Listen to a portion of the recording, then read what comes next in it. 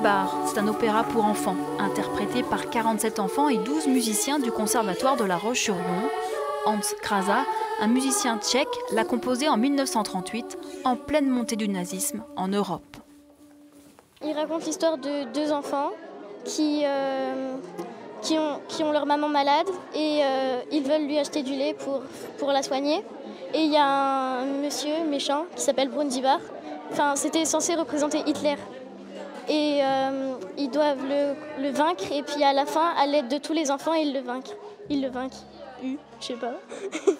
La maman de Baby Tchèque et de Aninka est malade.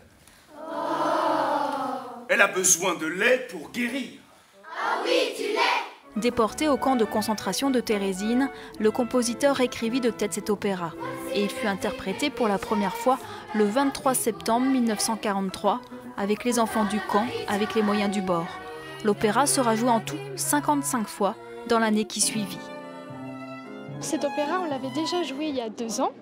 Et donc, on avait regardé plusieurs documentaires, notamment un témoignage d'une des survivantes du camp de Térésine. Donc voilà, on s'est documenté parce que bien sûr, quand on fait un spectacle, il faut savoir de quoi on parle pour transmettre la bonne émotion. Et de l'émotion, il y en a beaucoup.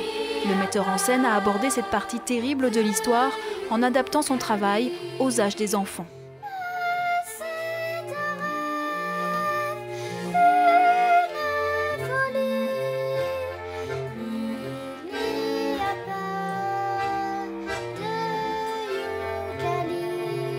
Souvent, quand on entend les témoignages des rescapés, des camps de concentration, on se trouve souvent avec des personnes âgées qui ont vécu le pire et qui sont d'un aller vers la vie, d'une envie, d'une joie.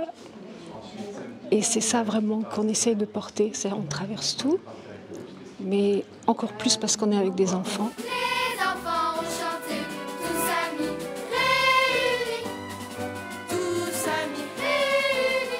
15 000 enfants sont passés par le camp de Térésine et seulement 1000 ont été libérés en 1945.